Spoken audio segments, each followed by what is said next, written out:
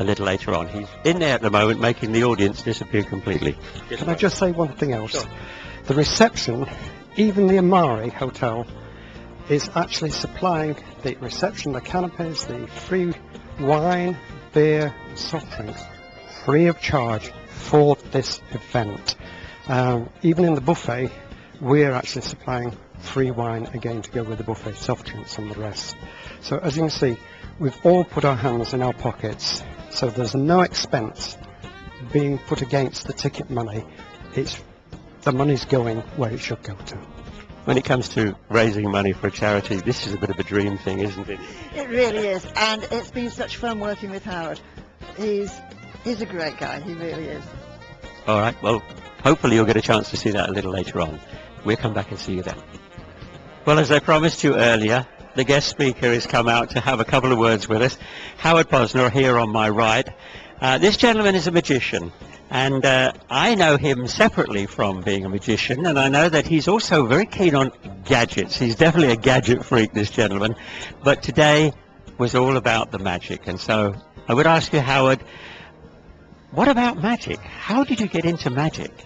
I just loved it as a kid, you know, like all of us got it. Did you get a magic set when you was a kid?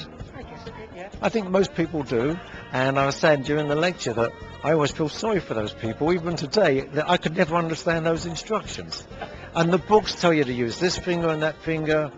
Too tough. But I just loved it as a kid and just grew up with it and watched. Do you remember David Nixon? No, David Niven was actually David Nixon. Yeah, he was the one that I used to like the most, yeah.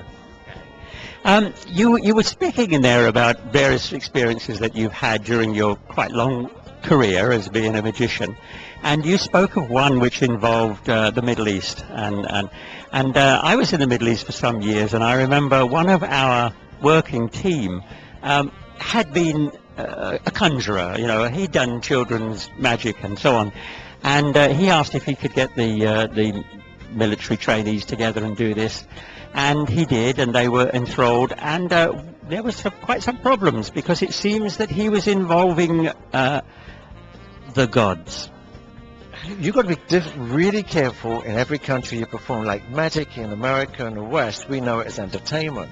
But in certain cultures, and even to an extent here in Thailand, it's mixed up with superstitions, magic, and you know the #1 films out here local are always horror films with the spirits.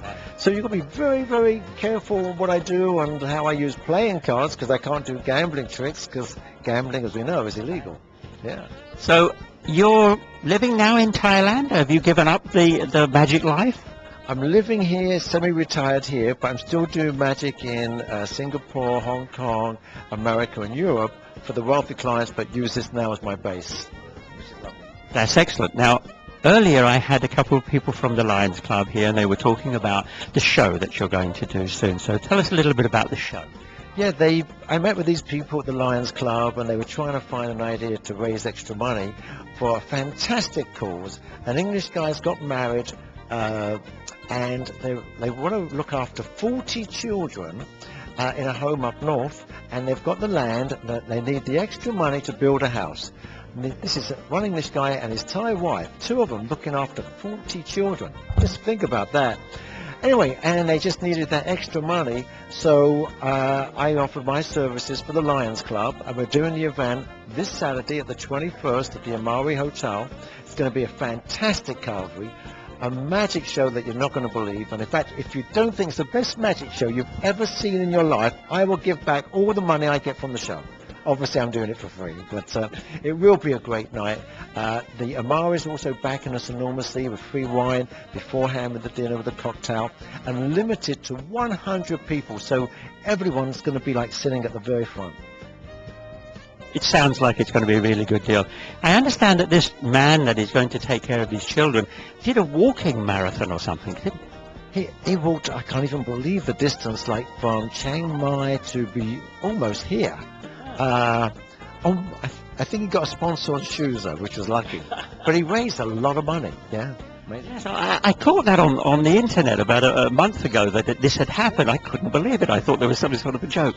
Anyway, Howard, thank you very much for coming along today. It's always a pleasure to see you because you're really comfortable when you're around people and on stage, and that's what's really nice. You come over very well.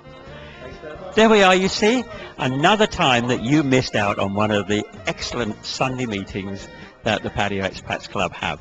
We're here at the Grand Soleil Hotel, Patio Second Road, every Sunday. We're waiting for you. Why don't you come along and see us very soon? Doors open 10:30.